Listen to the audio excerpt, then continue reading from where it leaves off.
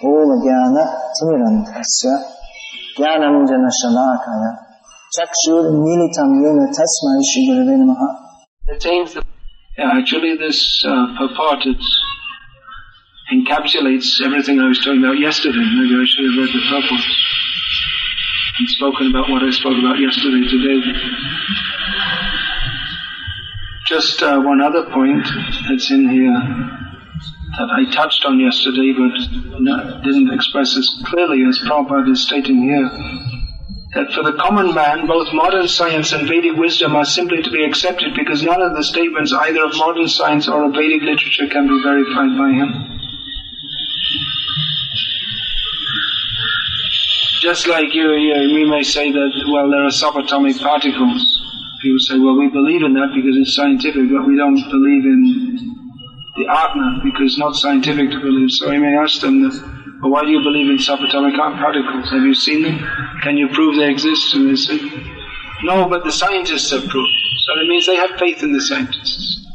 For the common man, even if you show him the so-called proof, or what's demonstrated to be the proof, then he can't understand it. Unless you have much training, you can't understand. So he has faith. You have to put your faith somewhere. Some people say, well, I don't believe anything, but you have to believe something. If you believe that the food you eat will nourish you, then you eat it. If you don't, you may starve. So basic faith. Everyone, when you're walking on the road, you have faith. You don't think about it, you don't make a philosophical presentation about it, but you have faith that the earth will support me. If you don't have faith, you can't put one step forward. So at some point you have to place your faith. So it's only a matter of where to place it reasonably. There is reasonable faith and unreasonable. Now, a lot of problems have arisen. People have rejected the religious process because this point of faith is misunderstood. Faith doesn't mean that it's independent of philosophy.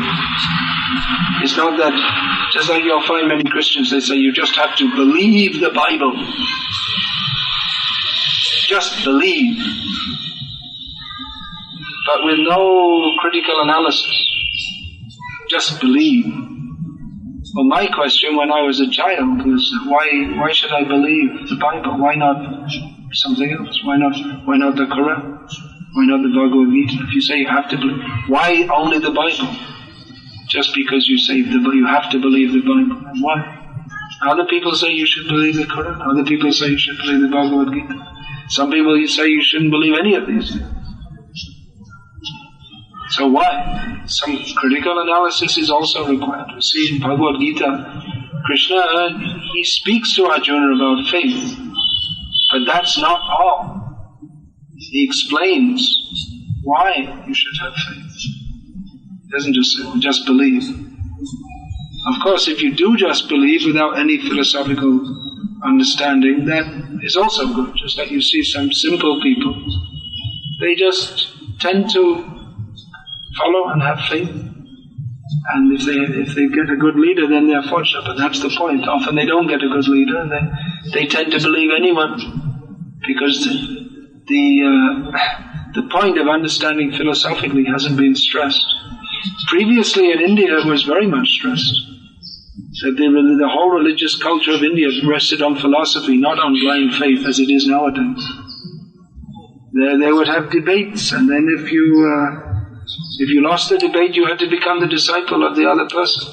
Debate, and there were rules. It's not just nowadays. You see, you discuss philosophy with people, and then they say, after you defeat all their points, they say, "Well, I just don't believe what you're saying." And why did you bother discussing? And they're so, because they don't follow any rules of discussion, then they can't accept any simple point. Otherwise, people are stupid. Just to put it briefly. They can't understand that when you're arguing with them, that they can't even understand that they're wrong when you've shown they're wrong. So there's a science of debate also, that's according to the rules of Nyaya Shastra.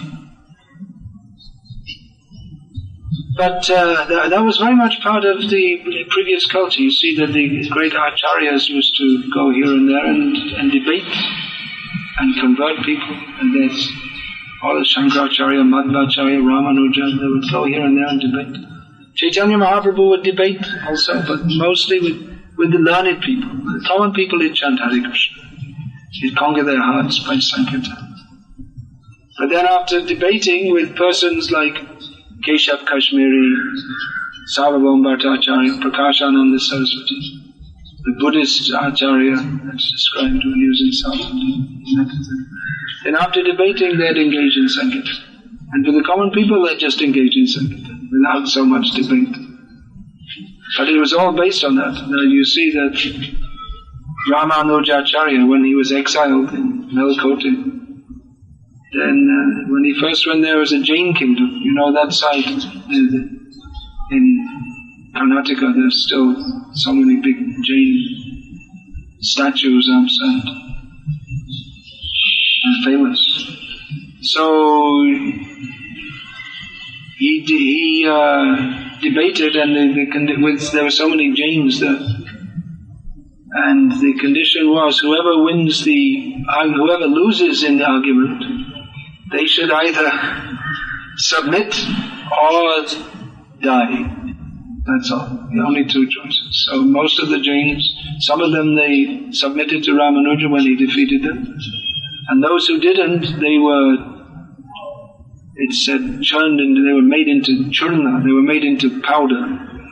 They were pounded to death by the ones who were converted. So it was a serious thing. And it was based on philosophy, it wasn't based on simply sentiment. Nowadays we see people, mostly the religious leaders, they don't even talk any philosophy. They don't even, and you'll find even people as sadhus, and they don't even know, so they're dressed as sadhus, but they don't know any philosophy. It's all sentiment. So people, they can't distinguish between what is actual religion, what is not. That is a symptom of the mode of ignorance. Tamagun, one cannot distinguish between dharma and adharma, and thus he takes dharma to be adharma and adharma to be dharma. And thus we see modern Hinduism, it's just full of so much confusion because people don't know any Shastra. And they just mistake mundane welfare work or some sentiment as being religious. And if someone smiles and they're nice and they can become a religious leader on that basis, but actually they have no proper basis in philosophical understanding. That's why you see Chaitanya Mahaprabhu, he gave respect to Keshav Kashmiri, all these. Keshav Kashmiri, he was actually a Vaishnava, but he was more interested in debating and showing his skill as a scholar. Whereas Sarvabhaum Bhattacharya and Prakashananda Saraswati, they were committed impersonalists, but Chaitanya Mahaprabhu could debate with them on the basis of the Vedic literature. They accepted the Vedic literature as bona fide, but nowadays you see even people, they take the Vedas, they quote this way, they misquote that way. So Prabhupada, you'll find he was always speaking philosophy to his disciples, training them to have faith in the Vedic literatures and to understand them properly as they are and to distinguish what is proper from what is not improper. This power of discrimination, without which a human being is simply, he's not a human actually. Dharmena hina pashubhyana dharmo hitesham adhiko vishesham dharmena hina pashubhyana. Human beings and the animals, what is the difference? The human beings have the opportunity to understand what is dharma. So without that, one is simply an animal. So dharma is all based on discrimination between what is proper and what is not proper.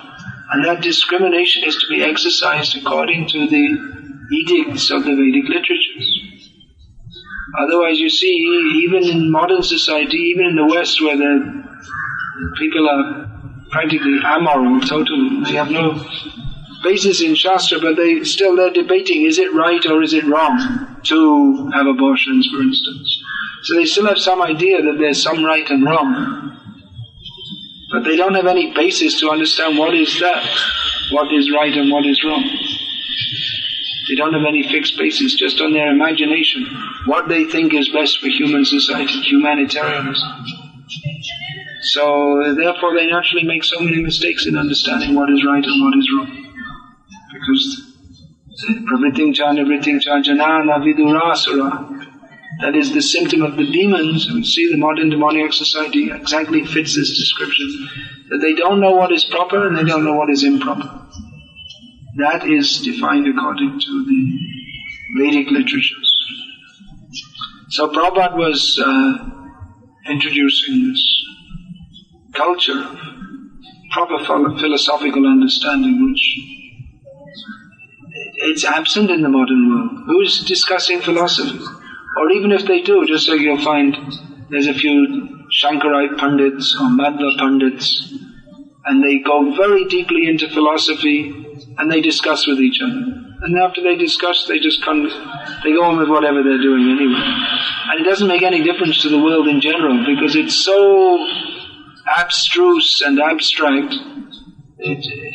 Their philosophical discussions, it's way over the heads of most people, and doesn't relate to the practical life of people whatsoever.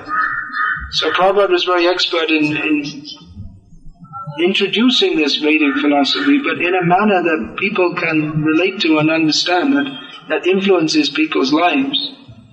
And there's no use in discussing all this philosophy unless it can relate to people's lives, because this philosophy it's part of dharma, dharma is not simply something to be talked about, but it's practical, it applies to our lives. So Prabhupada very practically taught people how to apply this in their lives, and on what basis it should be applied according to the philosophy of Bhagavad-gita. Especially the basis is Bhagavad-gita. So this is all very practical. People nowadays, they're not, who's discussing philosophy? Simply, you see, the most intelligent people, what are they doing? They're making bombs, or they're doing politics, or they're making jokes. Someone like Kushwant Singh is famous. He has a good brain, no doubt, but he's famous for making jokes. Jokes, and then, his sarcastic, atheistic comments. He thinks he's very intelligent. He must be old now, huh? He must be very old. Who knows where he's going? He's a complete atheist. Very influential in the last, 40 years or something. He's been one of the top, he's the most famous journalist in India. But he's very atheistic and very... he's always making these jokes about religion, these sarcastic jokes. So he's intelligent, but that's called durbuddhi, bad intelligence, by which he's misled so many people. He made not just sarcastic jokes, but profane. Do you know what profane means? It means like sacrilegious. It means offensive to that which is sacred. So he's trained so many people like that. So they're misusing their intelligence. And then I think that maybe the number 2 famous journalist in India is Shobha Dev. Is it? What do you think? You don't read much these things. She's another, she's a complete profligate woman. She's promoting illicit sex and all these things. These are the things, how they're misusing their intelligence. And it seems to people who are not trained in philosophy, it seems to be right. You see how they're making jokes about this, what's the use of all this religion and all this. It seems to people, because they're intelligent, they're observing in a certain way, but they're out of sync with actual reality. It appears to be reality to them that we should, now why all this religion? Just enjoy life. It's both of them, Kushwan Singh, Shobhadev, they're both promoting illicit sex. They're ultimately, their whole thing is just enjoy life, drink, have money, and then also be good along with that, which I think it's difficult to understand, but it's like, Anyway, so they're promoting these things, and to people who have a materialistic worldview it seems to be correct, but then they don't think that actually you have to die and you have to suffer for the reactions of your activities. And your big famous atheists, they'll simply laugh at such things, but actually it's a fact, you have to die. They're just avoiding it. Well, it's natural, and there's nothing after death. They assert. They say, there's nothing after death, and they say it like this, as if they're a great authority, and it's simply by their saying so, there's nothing after death. And they're talking, we have to be scientific, and say, nothing after death. And what's scientific? What do you know? What's your scientific? There's no scientific proof. There's nothing after death. There's plenty of circumstantial evidence to suggest that there is something after death. Just like you accept the existence of subatomic particles, no one ever saw such things. It's only accepted by circumstantial evidence. But you accept it. There's plenty of circumstantial evidence of reincarnation. So many cases, hundreds and thousands of cases documented all over the world of young children who they intimately know the details of some existence which is another place, another time. It's impossible they could know except if they were previously in that existence. So much.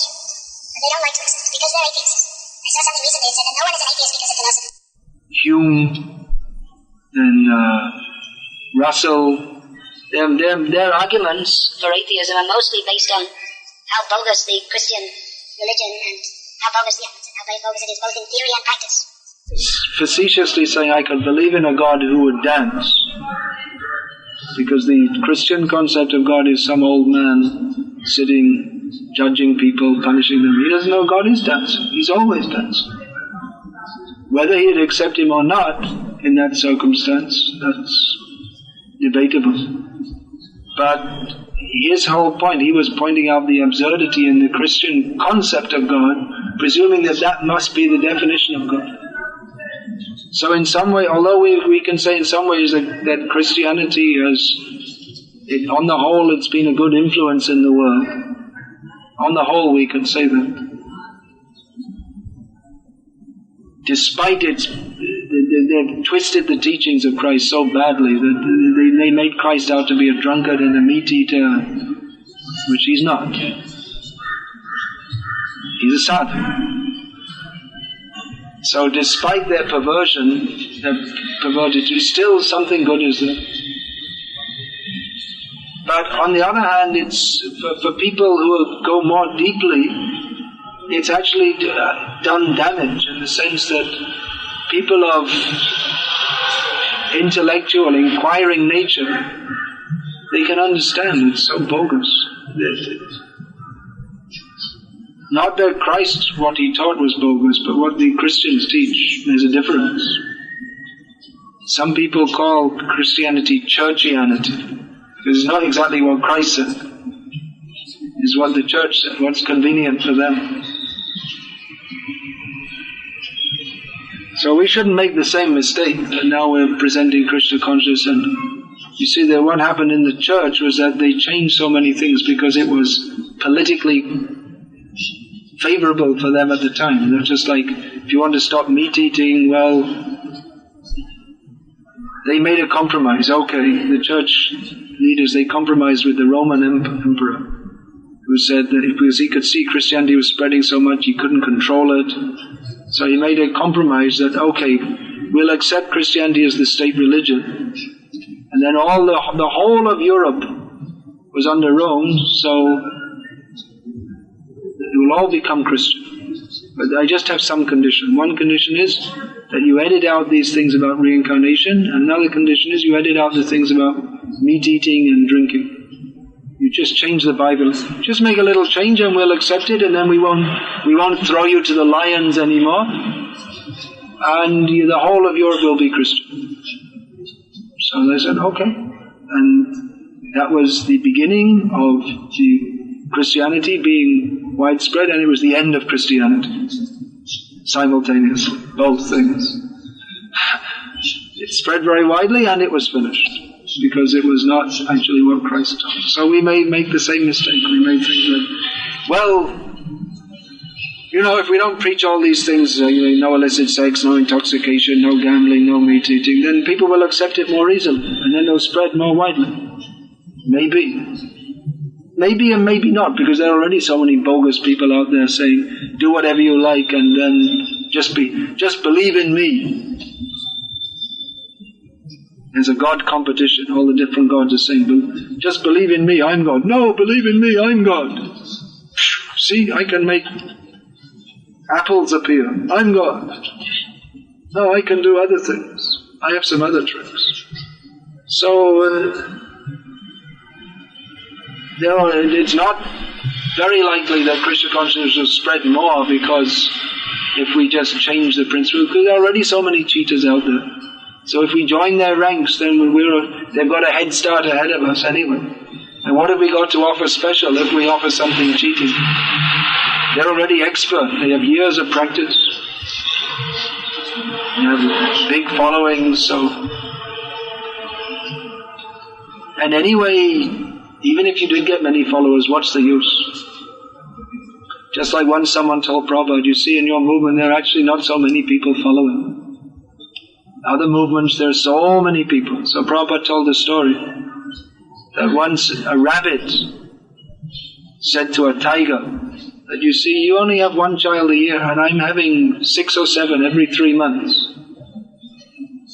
So the tigress said to the rabbitess, Mrs. Rabbit, that yes, you have so many children, but they're all rabbits, and I only have one child a year and it's a tiger.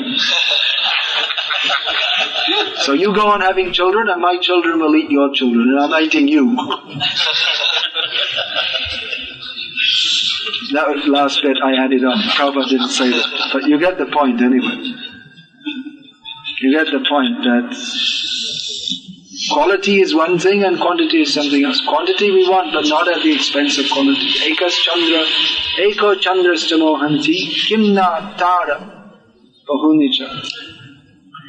One moon is more valuable than many millions of stars. So we shouldn't compromise. We should stick to our principles and let people come who want to be Krishna conscious. And those who don't, well, there are plenty of other things for them to do. They can crawl on the ground, swim in the water, fly in the air. At least 84 lakhs varieties of things for them to do. So there's no shortage of things for them to do. Let them do. We don't want, we shall preach. Don't get reborn, come to Krishna. But if they don't, what can we do? That's the duty of the devotee, is to preach. And if others don't follow, then at least we've done our duty. So Hare Krishna. It's a short class today. We'll start again at 10 o'clock, speaking about Srila Bhaktisiddhanta Saraswati Thakur. And 10 to 12 we'll have like that bhajan and speaking. And then 12 o'clock Pushpanjali, followed by Guru Puja. So we need plenty of pushpa, pushpu, I think you say in Croatian. It's your Sanskritized Croatian. No, Cvijeće. No, but I hear the devotees in Croatia, they say pushpa, pushpu or something. Maybe it's according to the grammar it changes. You didn't hear? I have.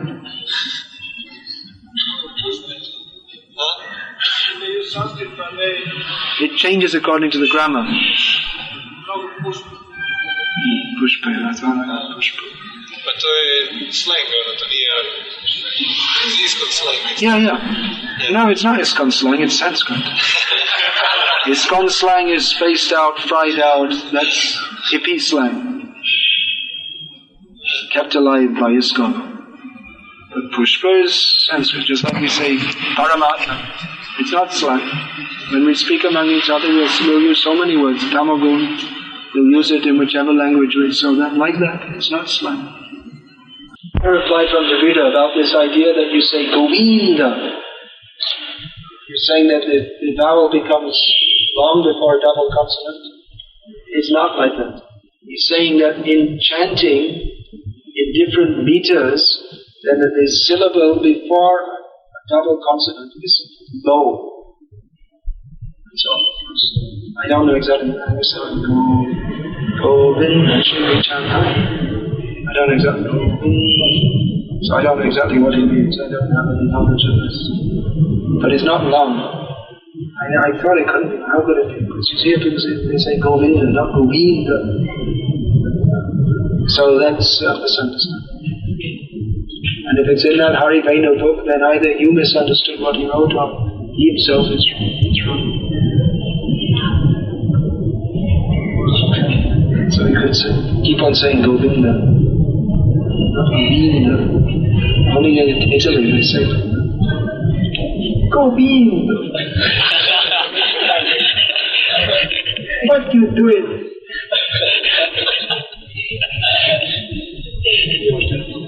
Yeah. Hare Krishna. Hare Krishna.